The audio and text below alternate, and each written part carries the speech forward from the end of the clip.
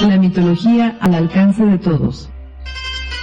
A través de la mitología encontramos nuestra propia historia, de dónde venimos y hacia dónde vamos. Soy Tere Flores, es momento de descubrir nuestro propio mito. ¿Qué tal, amigos? Muy buenas tardes, soy Tere Flores y me da muchísimo gusto que nos estén acompañando en esta transmisión en vivo de La mitología al alcance de todos. ¿Qué creíste, que se me había olvidado el nombre? No, para nada.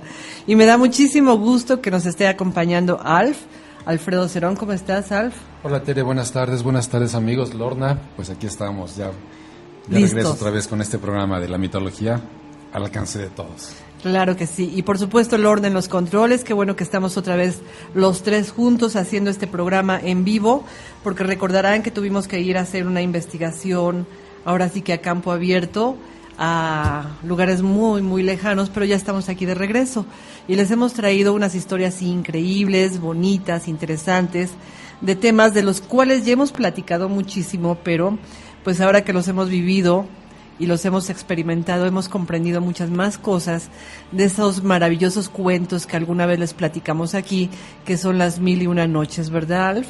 ¿Qué te pareció todas estas historias que ahora pudimos vivir en persona? Bien, Tere, bueno, pues en estas vacaciones que tuvimos, la verdad es que estuvimos en dos lugares bien importantes, bien interesantes, que fue Dubái, con sus 7 Emiratos, y aparte que estuvimos también en un lugar que me pareció fantástico, hermosísimo, que fue Irán. Irán, ¿verdad? Un lugar que poca gente va y que pues pensamos que no se podía entrar y no. Se puede entrar perfectamente bien, no hay ningún problema, la gente bien pacífica, el lugar hermoso y bueno, pues maravilloso de saber que estábamos en ese lugar que inspiró muchísimas historias de los cuentos de las 1001 noches. Así es. Y fíjate, bueno, ¿con qué quieres que empiece contándote de Dubái? Nos vamos a Irán, ¿cómo fue nuestro viaje? Sí, me parece bien porque en cada uno de esos lugares fuimos encontrando historias que conforme vaya pasando la plática, pues les vamos a ir platicando estos cuentos y estos mitos que bueno, allá son muy, muy famosos. Cuéntanos. Pues fíjate que en este lugar, en Dubái, que pertenece a uno de los 7 Emiratos Árabes, los 7 Emiratos Árabes Unidos, pues a mí me pareció un lugar bien interesante, lejos de lo que mucha gente piensa que es un lugar nada más construido, moderno o hechizo. Pues yo encontré mucha historia, encontré cosas muy interesantes, encontré anécdotas, historias, ¿qué te puedo decir? El principio de la formación o la formación de esta ciudad es bien, bien interesante. Ok, hay construcciones impresionantes, hay el edificio más alto del mundo, el hotel más caro del mundo, todo lo más del mundo, ¿no? Pero también hay que ver de dónde viene todo eso, hay que ver de dónde salió todo eso, cómo empieza todo ese lugar. Yo difiero mucho de algunas personas que piensan que solamente es hechizo y que es moderno y que no tiene nada, ¿no? Al contrario, tiene muchísimas cosas. Y si nos empiezas a contar qué cosa es Dubái, dónde está Dubái, porque es bien interesante saber que Dubái pues se encuentra exactamente en el Medio Oriente, es el mundo árabe. Así es. Y Dubái pues pertenece a uno de los 7 Emiratos Árabes. Claro. Y ahí empezamos con los asuntos a resolver qué cosas son Emiratos, por qué son 7, qué tienen esos 7 Emiratos que son tan riquísimos. ¿De dónde surge tanto dinero? ¿Por qué las ciudades son tan modernas? Pues fíjate que Dubái en específico y todos estos emiratos están en lo que es el Golfo Pérsico. Lugar importantísimo, y hace unos años, bueno, fue un lugar de escenario de una guerra tremenda que, si hay oportunidad, les cuento un poquito lo que vimos y que investigamos allá acerca de esta guerra. Pero bueno, este lugar de Dubái y los Emiratos Árabes, incluyendo por ejemplo también que no pertenece a los Emiratos pero que es Arabia Saudita, incluyendo también que no pertenece, que es por ejemplo Qatar, entonces son esos lugares que están en esa zona. Bueno, pues su gran auge fue a raíz del descubrimiento de que había petróleo. Aquí algo bien interesante, me voy a ir un poquito hacia atrás. Todas estas personas, vamos a imaginar esos climas que, bueno, no me vas a dejar mentir, Tere, estábamos entre 45 y 50 grados centígrados a la sombra. Era un calor espantoso, pero finalmente es desierto. Es desierto, era un lugar impresionantemente fuerte el calor. Entonces imagínate esas personas que primero no tenían petróleo, no tenían nada, sus casas eran chozas. Ajá. Lo único que había fresco por ahí era que por ahí surgiera o encontraran un oasis, y ese oasis, esa fuente de agua era lo que permitía que crecieran ahí palmeras, que ahí se dieran dátiles, que hubiera un poquito de un lugar relativamente cómodo para vivir. Ajá. Entonces, estas personas, pues, ¿a qué se dedicaban? Se dedicaban a la pesca, se dedicaban a la extracción de las perlas. A la ganadería también. A la ganadería, tenían sus camellos, allá por ejemplo nos platicaban, y sí lo vimos, allá por ejemplo, rarísimo que tú encuentres un perro, que encuentres un gato, sus mascotas son los camellos, sus mascotas son los halcones, y tiene un porqué. ¿Cuál es? El porqué del camello, bueno, es un animal muy muy fuerte, es un animal que puede cargar pesos muy fuertes para las caravanas, para transportar sus mercancías, y aparte es un animal que soporta mucho, unos trayectos muy largos sin beber agua, almacena su alimento, almacena su agua, ¿qué te puedo decir? Su hidratación. Entonces es un animal idóneo para poderse trasladar en el desierto. Así es, pero fíjate que es bien interesante platicar de que Dubái, pues es un lugar que está realmente en el desierto. Y a partir de ahí tenemos que ver dónde está Dubái, porque ahora es una ciudad ultramoderna, pero en la antigüedad simplemente era un lugar de paso en donde toda la mercancía de la India y las mercancías, la porcelana, la seda que venía también de China, pues pasaban por ahí, y era un punto intermedio donde descansaban estas, digamos, caravanas después de haber cruzado el mar Índico. Y después de llegar cansados desde China o de la India, descansaban ahí precisamente en lo que ahora es Dubái, y pues simple y sencillamente era un desierto, eran como los lugares de descanso de aquellos viajeros que venían desde tan lejos, y los recibían muy bien y los recibían amablemente, y siempre había una casa, digamos, como de campaña donde estos podían descansar precisamente en los llamados oasis. Así es, fíjate que este comercio de mercancías que venían de la India, que por cierto la India está muy cerca, está a 1 hora, 2 horas de vuelo de lo que es los Emiratos Árabes a la India. Ahora vamos en avión, en ese tiempo cruzaban por medio de los ojos, que eran unos barquitos que tienen años y años, y bueno, pues no eran muy seguros, pero por ahí cruzaban su mercancía, y tuvimos oportunidad, no sé si te acuerdas, en el creek, uno de los ríos, de los afluentes. Creek quiere decir canal. Así es. De ver esos ojos y ver la cantidad de mercancías, de la cantidad de cajas que estaban acumulándose, como si uno fuera una terminal de camiones hoy en día, y empieza a ver cómo se van acumulando las cajas que después las meten a los trailers. Así estaban las cajas acumuladas. Llegando de la India, ¿verdad? Llegando de la India o listas para irse a la India. O sea, todavía hoy en día, en pleno siglo XXI, todavía se hace ese comercio. Y como tú dices, ese comercio venía de la India, cruzaban el mar, llegaban a continente, a lo que era los Emiratos Árabes, que en ese tiempo no eran Emiratos, por supuesto, se consideraron hace poco como Emiratos, por supuesto, y de ahí se trasladaban su mercancía y la cruzaban de ahí hasta Europa. Entonces ese trayecto era un punto bien importante de descanso, como tú dices, de los oasis, de pasar mercancías de Europa hacia Asia y viceversa, ¿no? Por cierto, también por ahí hay Europa, una historia. mejor dicho, ¿no? Toda Europa, porque realmente era...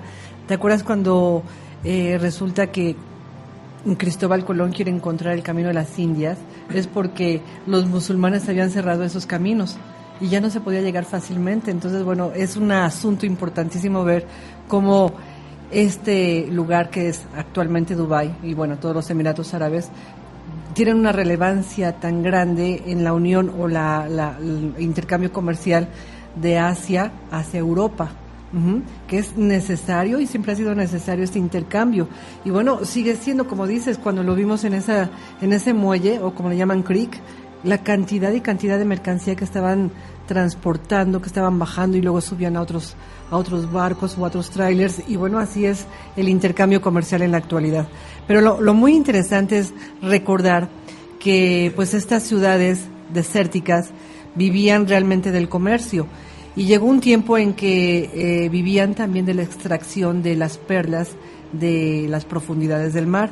Y bueno, vimos cómo en la antigüedad se sacaban estas perlas y lo difícil que era, ¿no?, para estas personas llegar a lo profundo del mar sin tener equipos adecuados, y simplemente se ponían unas pinzas en la nariz, pinzas de esas con las que cuelgas la ropa, y se echaban al mar amarrados del barquito de donde se lanzaban, y ahí pues estaban 1 o 2 o no sé cuántos minutos, no recuerdo, hasta que sacaban un montón de conchas y después las analizaban para ver si traían alguna perla. ¿Te acuerdas? Las abrían.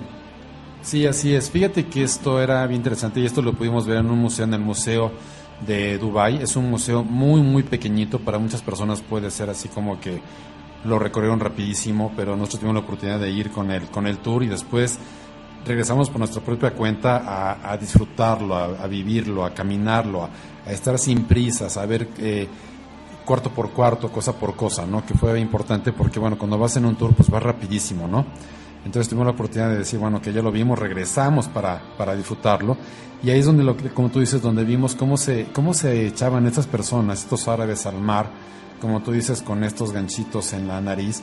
Se estaban mucho tiempo, se sumergían bastante, estaban mucho tiempo en el agua adentro y sacaban estas ostras que después las abrían y veían. Muchas de ellas no tenían nada, ¿eh? O sea, la perla se va formando a través de la baba de esta ostra. ¿Y por qué se da esto? Porque es como una autodefensa. La ostra va formando una babita y es lo que después forma la perla. Pero muchas que abrían, que se sumergían y que era un trabajo de estarse aventando y estar soportando tanta presión del agua, tanto tiempo sumergidos, llegaban, sacaban, no sé, voy a poner un simple número hacia el aire, a lo mejor sacaban 50 ostras y de las 50 ostras 5 tenían perlas, o sea, no todas habían formado esa perla, ¿no? Y sin embargo eran famosísimas las perlas de allá porque claro, pues eran las que llevaban a Europa y con las que las reinas de Europa hacían sus grandes collares y entonces eran, pues ahora sí que perlas muy reconocidas cuando venían de aquellos lugares del Medio Oriente. Claro, y esto fue lo que empezó a dar un poquito de comercio a esa zona tan agreste, tan difícil. Comentábamos, la arena en el desierto, tremendamente difícil caminar por allá porque das un paso y te hundes medio paso. La cuestión del clima, también muy fuerte el calor. Entonces, bueno, esto fue lo que fue haciendo un poquito sus inicios de comercio, ¿no? La transportación de la mercancía de la India hacia Europa y la extracción de la perla. Pero ahí no es donde está su gran desarrollo, ¿qué te puedo decir? Donde empiezan ellos a ganar dinero. Y ahí estamos hablando de no muchos años, estamos hablando de cuando empieza su gran desarrollo, fue hace aproximadamente, ¿qué quieres? 30, 40 años, cuando mucho. Pues fue en 1960 lo que habíamos visto, 54 años aproximadamente, en que pues estos países árabes empiezan a tener un desarrollo increíble. Ahora cuéntanos por qué. Bueno, esto según lo que estuvimos investigando y preguntando, me la pasé de preguntón por allá, por todos lados. Es que les decía, bueno, ¿cómo es que si ellos no tenían la tecnología o no tenían el conocimiento, no tenían nada, las herramientas para poder extraer petróleo, cómo es que se dieron cuenta que había petróleo? Entonces me dice una persona, dice, bueno, pues muy fácil, de repente veo una mancha negra y empezó a ver que brotaba de ahí un líquido negro y entonces supieron que estaba brotando petróleo y es cuando ellos empiezan a hacer tratados con los ingleses y entonces ellos, para mí muy, muy inteligentemente, ellos dicen a los ingleses, mira, yo aquí tengo petróleo, pero no tengo cómo extraerlo, no tengo ni la capacidad económica, no tengo ni la capacidad tecnológica, ni la capacidad humana para poder extraer esto. Entonces hacemos convenios, tú lo extraes, tú me das un dinero, yo gano una cantidad muy fuerte de dinero y tú puedes también ganar una cantidad muy fuerte de dinero al extraer esto. Hicieron este convenio con los ingleses y empiezan a extraer una cantidad impresionante, pero impresionante de petróleo. Toda esta zona que está en el Golfo Pérsico, como es Qatar, como es Bahrein, como es Abu Dhabi, como es Irán, como es Omán, como es Irán, como es Irak, Kuwait, pues empiezan a sacar impresionantes cantidades o barriles de petróleo, ¿no? Ahora, esto es interesante también porque vamos a irnos un poquito a la historia. Recordemos que este lugar, pues es un lugar desértico en donde los que habitaron ahí durante años, muchos años y todavía los hay, se llaman beduinos.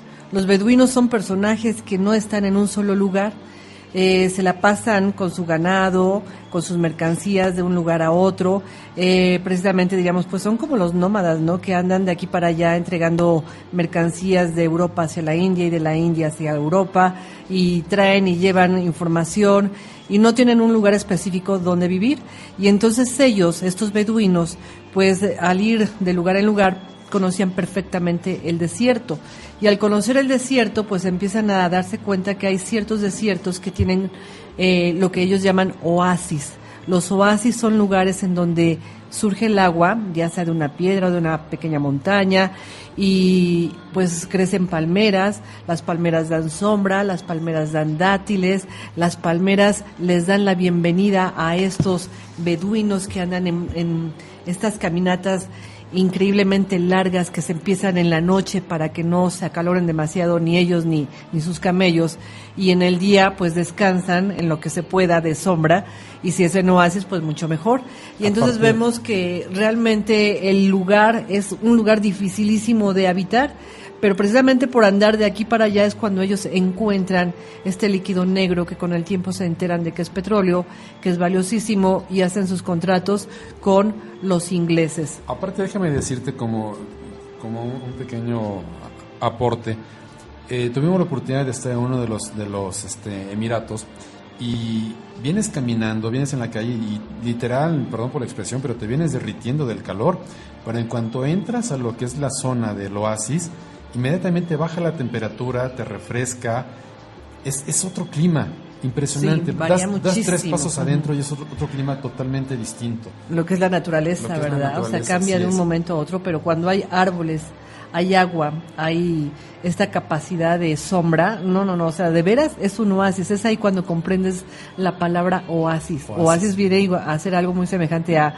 paraíso, ¿no? Exacto. Por fin encontré ese lugar donde puedo descansar. Exactamente. Es maravilloso. Ahorita les cuento una historia del oasis. Pero bueno, Correcto. estábamos platicando de que estos beduinos pues caminan de aquí para allá, se dan cuenta que hay petróleo, y entonces tendremos que platicar de la historia de los jeques. ¿Tú te acuerdas qué es un jeque?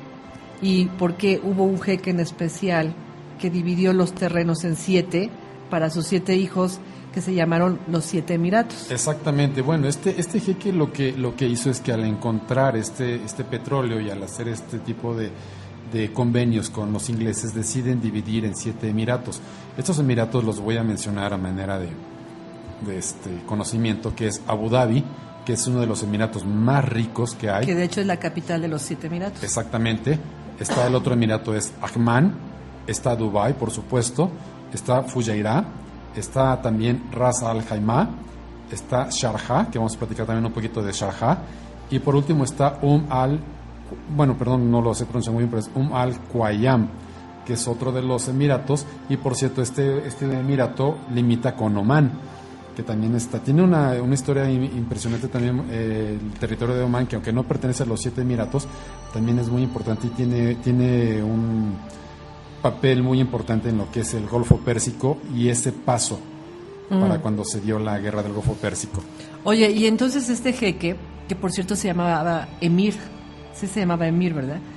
Él se le ocurre dividir sus 7 tierras por sus 7 hijos. A mí me encanta porque el número 7 para nosotros los cabalistas es básico y es importantísimo. Es un número mágico, y divide sus territorios en 7 y les llama emiratos, igual que él, como se llamaba Emir, el jeque Emir. Mohammed bin Rashid Al Maktoum. Al Maktoum, así es, qué memoria tienes. Así y es. bueno, a él le llamaban el Emir. Y entonces divide sus terrenos con sus 7 hijos, y sus 7 hijos pues se encargan de explotar el petróleo. Ahora, he de decir que sus hijos son muy jóvenes, ¿no? Son como de nuestra edad, entre 50, etcétera, Entre así, 50 muy jóvenes. y 60 años. Pero este Emir inteligentemente se dio cuenta de que pues tenían muchísimo dinero después de la extracción del petróleo, etcétera. Y pues, ¿en qué se gastaban tanto dinero si ellos eran tan sencillos? Ellos viajaban de un lugar a otro, ponían sus casas de campaña en lugares diferentes, tenían ciertos palacios en ciertos lugares, pero pues todo era muy sencillo. Entonces se dio cuenta de que tenía que mandar a sus hijos a estudiar al extranjero para que aprendieran cosas. Y los manda a todos a estudiar a diferentes lugares, y después regresan estos jóvenes, bueno, a Inglaterra en especial, regresan estos jóvenes con un gran conocimiento y deciden modernizar y hacer cosas increíbles en el desierto, que eso es lo más maravilloso. Pero es el una hijo, tecnología no son los increíble. hijos, es el hijo el que se va, el hijo del jeque de Dubái es el que se va a Inglaterra, ese que trae esas ideas. Porque pero todavía, él por es ejemplo, el de Dubái. Sí, exactamente. El jeque de Sharjah todavía es, vamos a decir, de los antiguos, de los papás. Claro. Ajá. Que no él, quiere todavía modernizarse demasiado. Exacto, y él tiene otro, ¿qué es lo que iba a comentar? Como muy de Sharjah? convencional, ¿no? Pero el de Dubái, ¿qué tal? Así es. Lo que pasa es que cuando se va, cuando este jeque hace este tipo de convenio con los ingleses, y entonces empiezan a entrar una cantidad impresionante de dinero, ellos dicen, bueno, este jeque, el papá, vamos a hablar de esa manera, él dice, bueno, ¿qué hago con tanto dinero? Punto 1. Punto 2, él tiene una visión mucho más a futuro y dice, bueno, ¿y qué va a pasar cuando se acabe el petróleo? ¿Sí? Entonces él lo que hace es que dice, bueno, que voy a hacer algo por mi pueblo. Y es donde ahí comentamos en una ocasión que, por ejemplo, en lo que es Dubái, no hay una democracia. Hay todo desde el jeque es el dueño de todo, el jeque manda, el jeque ordena, el jeque dispone. Entonces uno diría, bueno, pues ¿cómo es esto, no? O sea, ¿dónde está la democracia por la que siempre peleamos países como el nuestro, no? No hay garantías individuales. No hay garantías individuales, no hay derechos humanos. Amparo, por supuesto. Derechos humanos tampoco hay, ni siquiera ni en los 7 Emiratos Árabes, ni en lugares como Omán, ni en lugares como Arabia Saudita, que todavía está más, ¿qué te puedo decir? Más conservador, más restringido todavía la vida allá. Entonces él lo que hace es que se preocupa por su pueblo.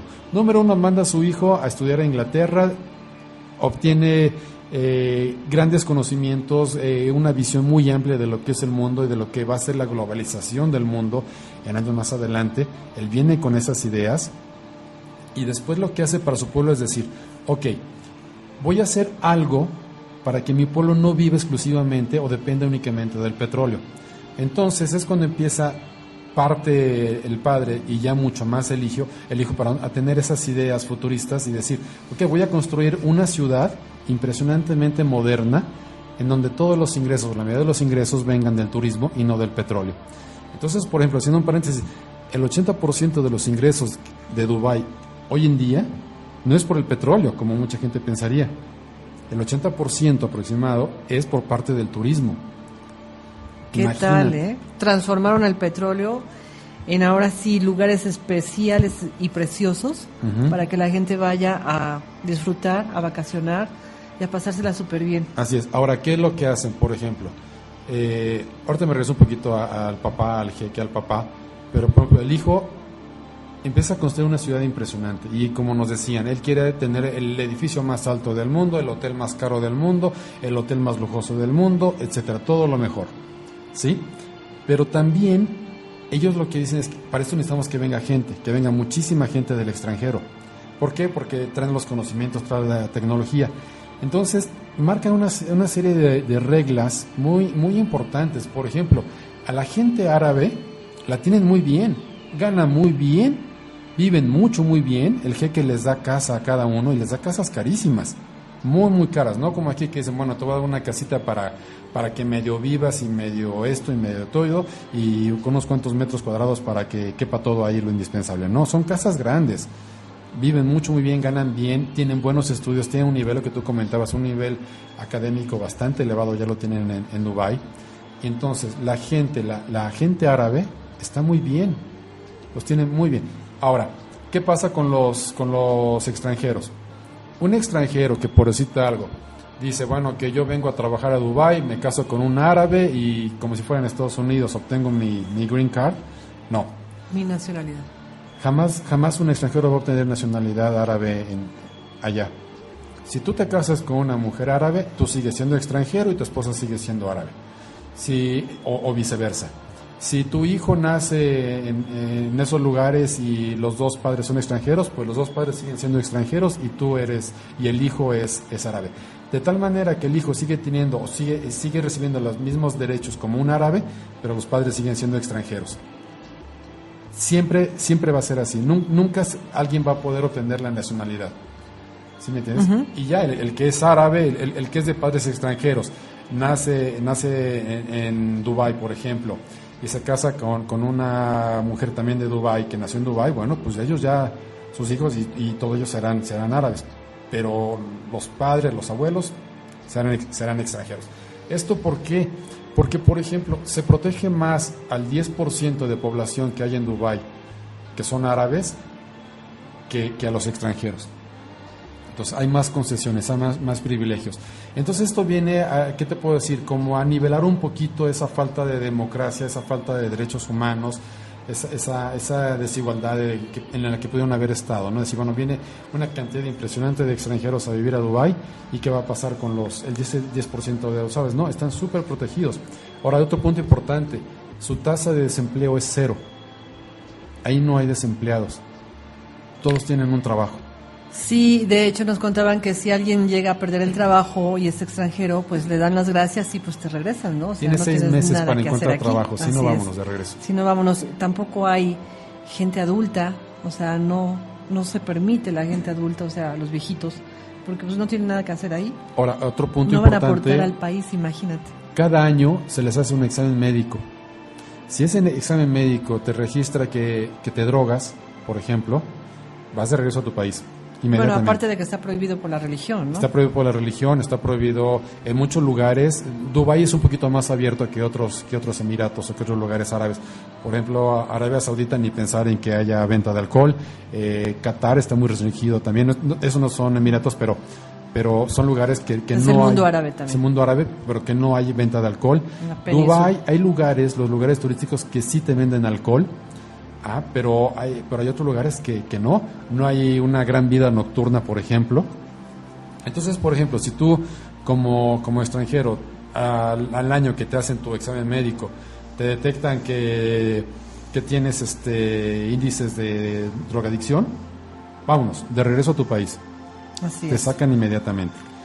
Entonces, bueno, pues quiere decir que hay gente más sana, quiere decir que la gente que dice, ok, yo quiero ir a Dubái a trabajar y tu idea es ir a hacer tontería y media, pues o trabajas o te vas, no hay más. Oye, vamos a hacer una pausa porque regresando vamos a platicar de la historia del jeque en el oasis, de cuando se encuentra a un ancianito que está ahí en el desierto y de la gran sabiduría que tiene este anciano y cómo el jeque pues se burla de él y de repente se da cuenta de que su sabiduría es muy, muy amplia. Pero eso lo vamos a hacer una vez que regresemos de una pequeña pausa para que nuestros amigos también vayan por su vaso de agua o hagan algo y regresamos inmediatamente. ¿De acuerdo? Regresamos en un instante. Hola amigos, ya regresamos y les recuerdo que este programa está patrocinado por la Escuela Albedo, la cual tiene una cantidad inmensa de cursos muy, muy bonitos y el próximo sábado 4 de julio va a iniciar el curso de psicoastrología, por lo cual los queremos invitar a que asistan. Es un curso muy bonito, lleno de cultura, lleno de magia, lleno de mitología, de astronomía y bueno, una infinidad de cosas que aprendemos en este curso. Es una vez al mes, siempre el primer sábado de cada mes. Y la cuota de recuperación es muy económica, son 500 pesos por clase. Van a ser algo así como 14 sábados, uno al mes, lo cual corresponde a 14 meses. Bueno, siempre y cuando no vaya a haber puentes y vaya a haber vacaciones, porque ya ven que a veces hay que suspender clases. Pero son 14 clases y no saben lo bonito que es este curso.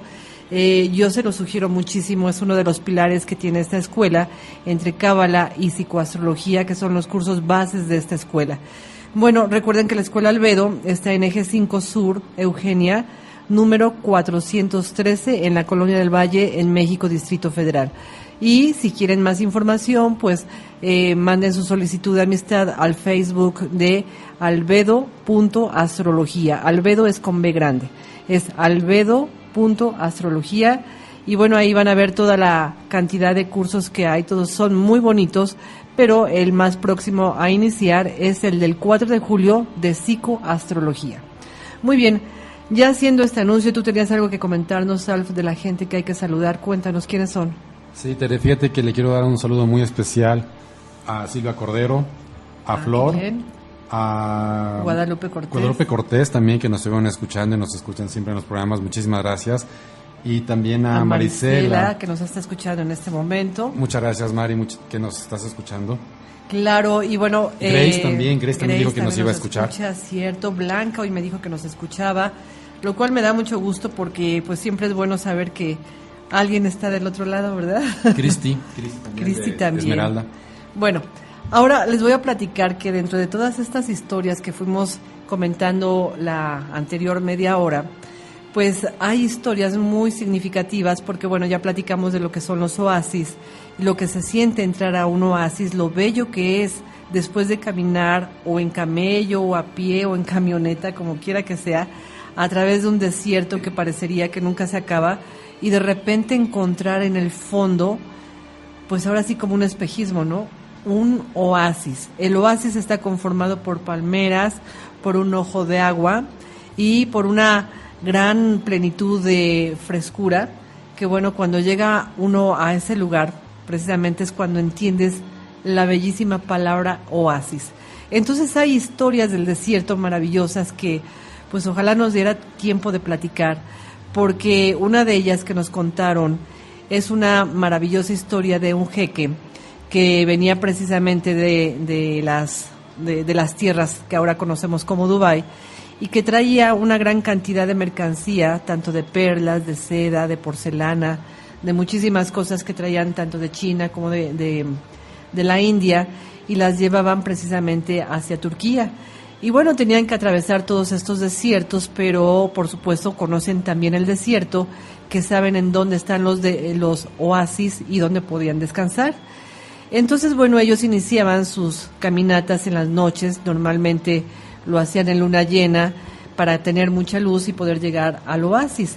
Entonces ahí en el oasis llegaron una vez, se establecieron, quedaron a descansar ahí 2 o 3 días y conocieron a un anciano que siempre estaba a la sombra de una palmera. Entonces el jeque lo empezó a observar y se dio cuenta de que este anciano pues era muy afecto a comer los frutos de las palmeras, se llaman dátiles, todos los conocemos. Pero cada vez que se comía un dátil, él sembraba la semilla debajo de otra palmera y la regaba. Y entonces el jeque, ya que se iba, le fue a decir al anciano que pues para qué la sembraba, que de todos modos él no iba a poder ver ninguno de los frutos de las semillas que estaba plantando, que pues no tenía caso ni que las regara, ni que las cuidara, ni que nada, porque para eso iba a tardarse la palmera en dar frutos pues muchos años, fácil 120 años, imagínate. Entonces el viejo le dijo que él no tenía ninguna prisa por recibir ninguna gratificación respecto a esa palmera o a esa semilla que estaba sembrando, y que algún día iba a ser una palmera que iba a dar dátiles, porque esos dátiles iban a ayudar a los visitantes a ese oasis y los iba a alimentar, y que con eso le bastaba, aunque no los conociera, aunque no supiera cuándo iban a llegar ni cuánto tiempo se tardaran, él se sentía muy satisfecho de sembrar esos dátiles. Entonces el jeque se paró, le dio unas palmaditas en la espalda a este anciano y se fue riéndose como diciendo, ay, pobre viejo, ¿no? No sabe que pues esto es muy tardado. Y entonces se fue el jeque, pero en el camino se fue pensando en las palabras que le había dicho este anciano, y entonces se regresó y se puso a platicar nuevamente con el anciano y le dijo, quiero decirte que me has dado una gran lección. Hay cosas que uno no tiene que hacer para cobrar inmediatamente una cantidad de dinero o que alguien te agradezca el favor, simplemente lo haces de corazón. Y eso que me acabas de enseñar vale muchísimo más. Por eso te dejo este fajo de dinero para que lo puedas usar en lo que tú quieras. Entonces el anciano vio el dinero y le dice al jeque, ¿ya ves? Tan pronto me están dando frutos estas semillas que estoy sembrando de los dátiles, y tú te burlaste de mí, me dijiste que nunca me iban a dar nada.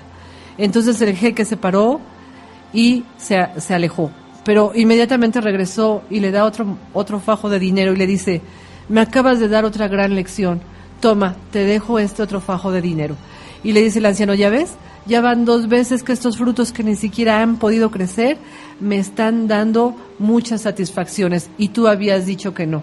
Y entonces el jeque le vuelve a dar otro fajo de dinero y el mismo anciano le dice, basta, yo sé que estas semillas van a dar muchísimo a los que ni siquiera voy a conocer, pero agradezco infinitamente que tú hayas empezado ya a darte cuenta de que los favores no tienen por qué esperarse tan pronto su recuperación. Y yo me siento muy satisfecho y muy feliz con sembrar estas semillas y que algún día darán más frutos de los que ahorita me están dando. Entonces ese fue como una historia bonita de poderse sentar debajo de una palmera, estar comiendo junto con el guía esos dátiles deliciosos y que nos estuvieran contando esta historia. ¿No te parece, Alf? Fue muy bonita, ¿no? Uh-huh. Bueno, esa es una de las tantas historias del desierto y en especial del oasis. Pero bueno, cuéntanos más de estos ejemplos que nos ponían en el desierto Y te acuerdas del halcón que nos enseñaron y que nos dijeron que eran bien importantes los halcones en el desierto, porque las caravanas, cuando pues tenían que atravesar los grandes territorios de estos desiertos, pues los halcones eran básicos e importantísimos porque ellos eran los que les surtían de alimento. ¿Tú te acuerdas de esas historias? Así es.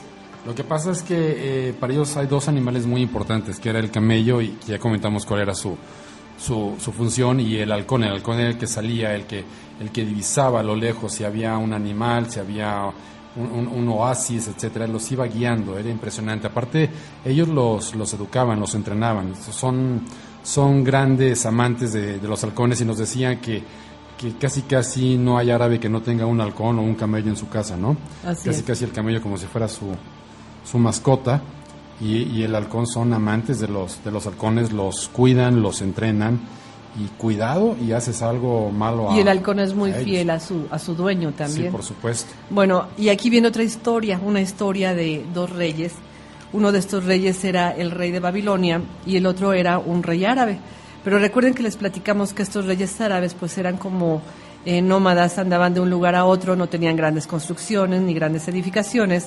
Y entonces un día el rey árabe va a visitar al rey de Babilonia. Y el rey de Babilonia estaba muy orgulloso y muy contento porque acababa de hacer pues algo muy, muy increíble. Era una construcción demasiado escandalosa. Era un famoso laberinto. Entonces el rey de Babilonia pues estaba muy satisfecho porque ya había probado que nadie salía de su laberinto. Era una construcción con grandes paredes, con escaleras que subían, con escaleras que bajaban, con puertas cerradas. Bueno, el caso es que quien entraba era muy difícil de que saliera. Resulta que llega el rey de Arabia a visitar al rey de Babilonia, y entonces el rey de Babilonia, sabiendo que pues este rey de Arabia era muy sencillo porque se la pasaba la mayor parte de su tiempo en el desierto, quiere burlarse de él y lo invita a que entre a su laberinto para que pues se pierda, se confunda y pues nunca más vuelva a salir. Y entonces así se va a hacer cargo de toda la mercancía que este rey de Arabia trae, que va a llevar precisamente a Turquía. Entonces el rey de Arabia, pues inocentemente se mete a este laberinto, empieza a recorrerlo, se empieza a confundir, pasa todo el día encerrado en ese laberinto tratando de abrir puertas, subiendo escaleras, bajando escaleras, tratando de observar hacia dónde se debe de dirigir, reconociendo caminos que ya ha recorrido, y pues no encuentra la salida. Entonces, el rey de Babilonia pues está muy feliz porque el rey de Arabia no va a salir de ese laberinto. Y el rey de Arabia pues tiene un halcón, como todos los reyes de Arabia y como todos los jeques y todos los que atraviesan un desierto deben de tener un halcón. Entonces, el rey de Arabia pues emite un chiflido en donde el halcón lo escucha inmediatamente y va a volar encima de este laberinto.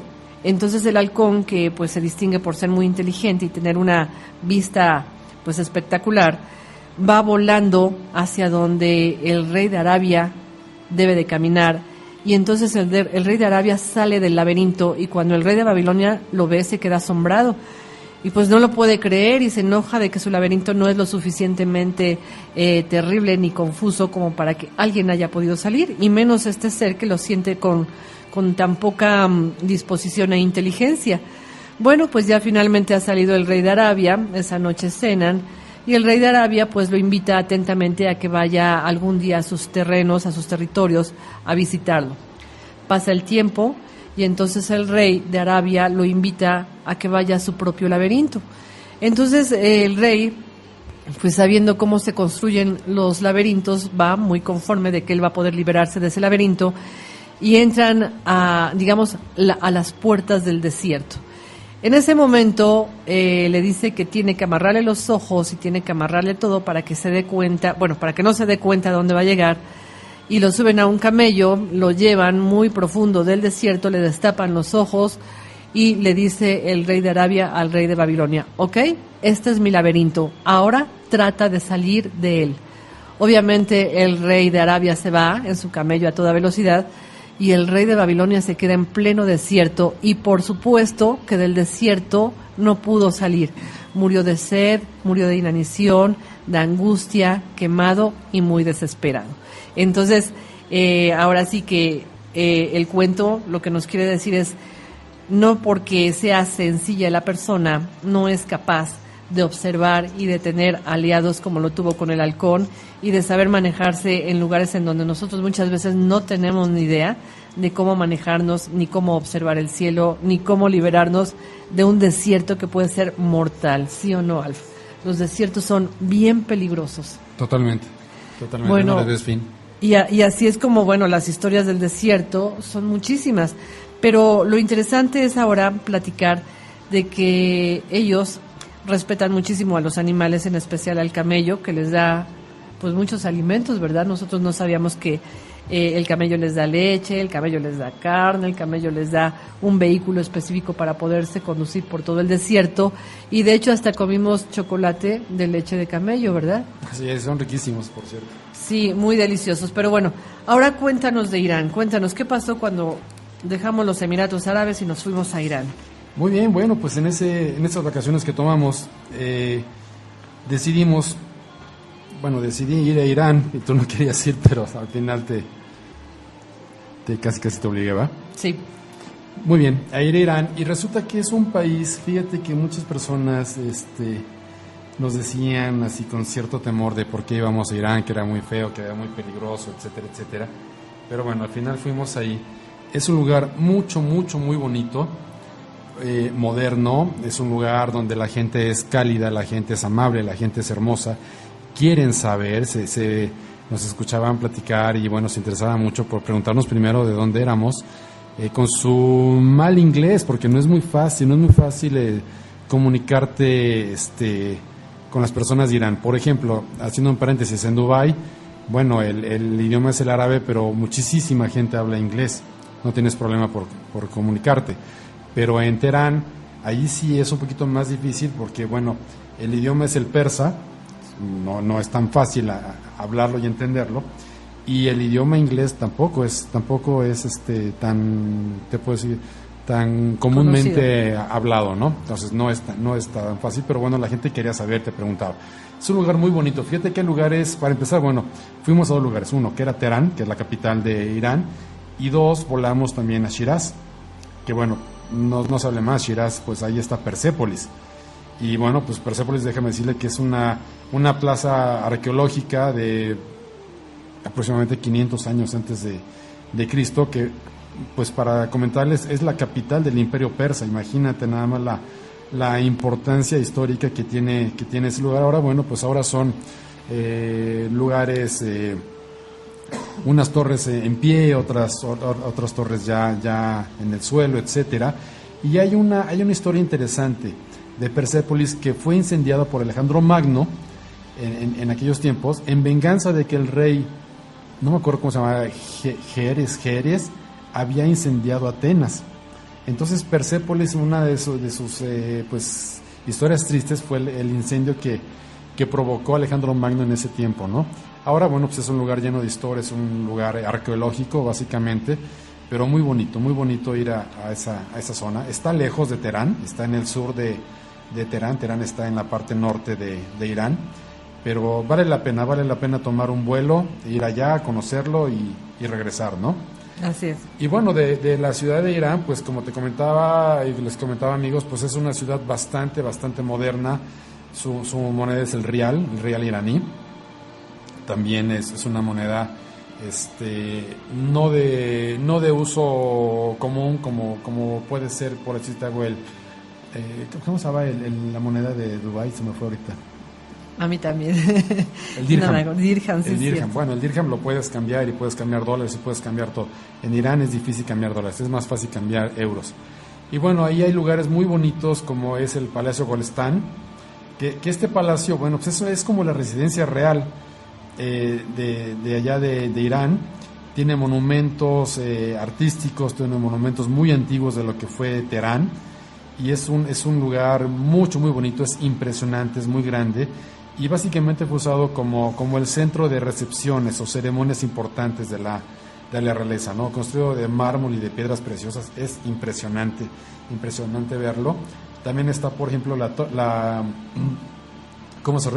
Torre Milad, que es una torre como si se parece un poquito, ¿sabes a cuál? No sé si a nuestros amigos han ido a la torre que está en Seattle. Muy, muy bonita, es una torre altísima, tiene más o menos como 480 metros de altura. Ahora, para hacer una comparación, la torre de Milad, que desde esa torre puedes observar todo Teherán, tiene 480 metros de altura. La torre Burj Al Khalifa, que está en Dubái, tiene 890 metros de altura, casi un kilómetro, lo doble. Y si ponemos un poquito de comparación, la torre latinoamericana tiene 180 metros de altura. Entonces imagínense, 180 metros de altura de la torre latinoamericana contra 480 de la torre de Milad de Teherán, contra lo doble, 890 del Burj Al Khalifa de Dubái. Pues estamos hablando de cosas impresionantes. Altas, pero de veras altas. Y bueno, la torre de Milad, pues muy bonita, muy moderna, elevadores súper veloces. ¿Sabes a mí que me sorprendió de Irán? Que yo pensé que era bueno, sobre todo de Teherán, que era una ciudad antigua. Y no, es una ciudad mucho más moderna que México. Muchísimo más moderna. Donde está, por ejemplo, la Torre Asadi, que es uno de sus Oye, ¿te acuerdas cuando me dijiste que querías ir a Irán? Y te dije, no, es bien peligroso, nos van a matar. Sí. Y que fuiste a investigar qué tan peligroso era y lo que te dijeron en la agencia. ¿Lo puedo decir al aire? Sí. Cuando yo fui a investigar a la agencia, porque me aferré a ir a Irán, sinceramente, le dije, oye, y no... Bueno, ¿qué tan peligroso es? Mi esposa comenta de que es peligroso estar ahí. Dice, no, mira, turísticamente hablando, México tiene 5 grados de peligrosidad y Teherán tiene 3. O sea, está dos puntos abajo. Bueno, abajo. Irán de lo peligrosidad. que se considera peligroso México. O sea, México se considera mucho más peligroso que ir a Irán. Y andamos aquí todos los días. Y no nos pasa nada. Y allá vas, vienes, haces, deshaces, caminas. En cambio, cuando investigamos de Irak, te dijeron, bueno, es que en Irak a las 9 de la mañana es la hora de las bombas. Sí. A las 12 también y a las 3 creo que ponían otra bomba, ¿no? No, era de 6 a, más o menos como de 6 a 8 era la hora de los ataques. Ajá. De como al mediodía era la hora de los coches bomba. Y luego tenías que ir, si ibas en un coche alquilado. Ese es Irak. Donde están los talibanes. Sí, con 2 guardias. Uno para que te acompañara como guardaespaldas y otro para que se quedara a cuidar tu coche para que le pusiera una bomba abajo. Y entonces ahí dijimos, mejor a Irak no hay que ir. No, a Irak no. A Irán sí, lo cual recomendamos ampliamente. Ampliamente, es una meseta, está rodeada de montes altísimos, tiene nieve, se puede esquiar ahí en Teherán. Muy, muy bonito. Y bueno, la cantidad de palacios a los que fuimos, ¿verdad? Ahí sí vivían los sultanes. Ahí sí vivían los sultanes. Está la mezquita del jeque Love Allah. Están mezquitas muy bonitas, muy impresionantes. Está el Museo Nacional de Irán, que tiene cualquier cantidad de joyas. Claro. Impresionantes. ¿Sabes como cuál se me figuró el Museo Nacional de Irán? A este que fuimos en Turquía, ¿te acuerdas? Ah, el del palacio. Del palacio. Ajá. Sí, no recuerdo el nombre, pero sí me acuerdo que era un palacio hermosísimo. Donde está el tercer el diamante más grande del mundo. ¿Cómo se llamaba? No sé, ahorita me acuerdo. Pero fíjate que en ese palacio que fuimos, pues ahí hay la historia de un sultán. Y esta historia de este sultán lo pusieron en uno de los cuentos que platicamos aquí, que es Los dientes del sultán, y que me gustaría terminar este programa con esta historia. Entonces, bueno, les voy a platicar esta historia porque está ahí escrita en ese palacio hermosísimo. Nada más, haciendo un paréntesis, me decía la de la agencia de viajes, en este caso, me dice, bueno, pues dígale a su esposa, a Tere, dice que no se preocupe, que vaya a Irán sin ningún problema. Le va a ir mejor que pasear en México. Sí, ¿verdad? Qué increíble. Y la verdad, bueno, aprendimos cosas maravillosas, sinceramente. Así es. Bueno, pero como México no hay dos, ¿eh? Y bueno, vamos a platicar de esta historia que se llama Los dientes del sultán, que está ahí escrita y que te la platican de manera increíble. Y lo narran así, porque esta historia es una historia que se llevaron a Europa y que fue muy famosa, venía precisamente de Persépolis, de todos estos lugares increíbles. Y dice así: En un país muy lejano, al oriente del gran desierto, vivía un viejo sultán, dueño de una inmensa fortuna. El sultán era un hombre muy temperamental, además de supersticioso. Una noche soñó que había perdido todos los dientes. Inmediatamente después de despertar, mandó a llamar a uno de los sabios de su corte para pedirle urgentemente que le interpretara su sueño. Entonces llegó uno de los más grandes sabios y le dijo: ¡Qué desgracia, mi señor! ¡Qué desgracia! Debo decirte que cada diente caído representa la pérdida de un pariente de vuestra majestad. ¡Qué barbaridad! ¡Qué tristeza, sultán! ¡Qué tristeza! Entonces el sultán se paró y dijo: ¿pero qué insolencia es esta? ¿Cómo te atreves a decirme eso? ¿Cómo es posible que me digas que todos mis parientes van a morir? ¡Fuera de aquí! Entonces el sultán llamó a su guardia y ordenó que le dieran 100 latigazos por ser un pájaro de mal agüero. Entonces el pobre sabio tuvo que recibir los 100 latigazos. Más tarde, el sultán ordenó que le trajeran a otro sabio y le contó lo que había soñado. Después de escuchar al sultán con atención, le dijo: «Excelso señor, qué gran felicidad os ha sido reservada. Me sorprende su suerte. El sueño significa que vuestra merced tendrá una larga vida y sobrevivirá a todos sus parientes». Se iluminó el semblante del sultán con una gran sonrisa y ordenó que le dieran 100 monedas de oro. Cuando el sabio salió del palacio, uno de los consejeros reales se le acercó y le dijo admirado: «No es posible. La interpretación que has dicho de los sueños del sultán es la misma que la del primer sabio. No entiendo por qué al primero lo castigó tan duramente, con 100 azotes, mientras que a ti te premia con 100 monedas de oro». El sabio le dijo: «Recuerda bien, amigo mío, que todo depende de la forma en que se dicen las cosas. La verdad puede compararse con una piedra preciosa. Si la lanzamos contra el rostro de alguien, puede herir, pero si la engarzamos en un delicado embalaje y la ofrecemos con ternura, ciertamente será aceptada y con gran agrado. No olvides, mi querido amigo», dijo el sabio, «que puedes comunicar una misma verdad de dos formas: la pesimista, que solo recalcará el lado negativo de esa verdad, o la optimista, que sabrá encontrarle siempre el lado positivo a la misma verdad». Y es así como en este palacio se escribió: «Las palabras del hombre son aguas profundas, río que corre, pozo de sabiduría. Con sus labios el necio se mete en líos, con sus palabras precipitadas se busca buenos azotes. Cada uno comerá hasta el cansancio del fruto de sus palabras. La vida y la muerte dependen de la lengua.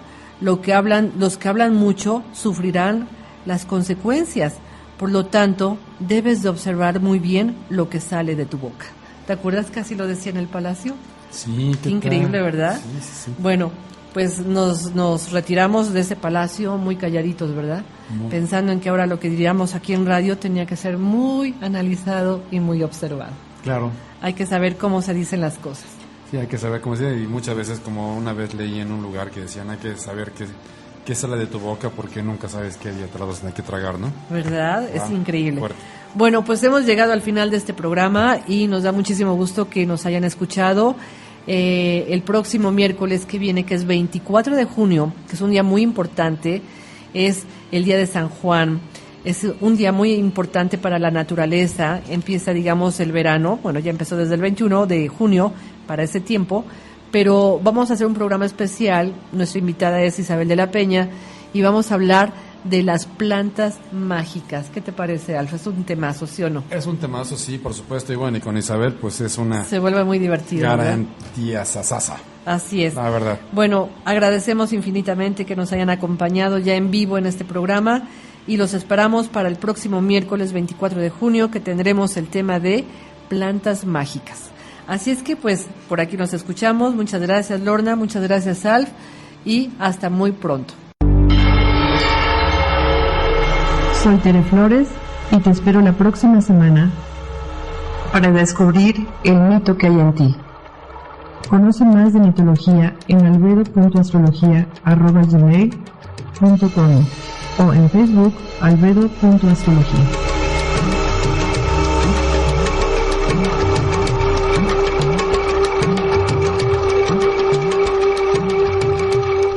radioonline.com.mx transmite desde la Ciudad de México para todo el mundo, las 24 horas del día, los 365 días del año. Tu música, tu compañía, tus sentidos.